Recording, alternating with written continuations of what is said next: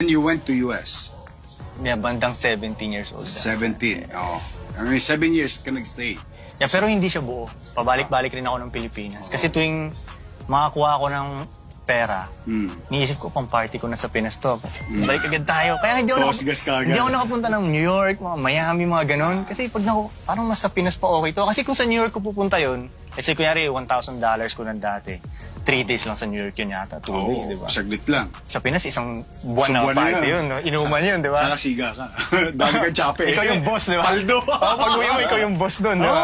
Ganun ba talaga eh? Kaya wala akong napuntahan sa Amerika, mga Staples Center, wala akong nakita. Sorrento agad. Bakit ka Ba't ka bumabalik? Eh kung meron ka ng opportunity to better yourself economically sa Amerika. Mas Malungkot bumabalik ka. dun eh. Ha?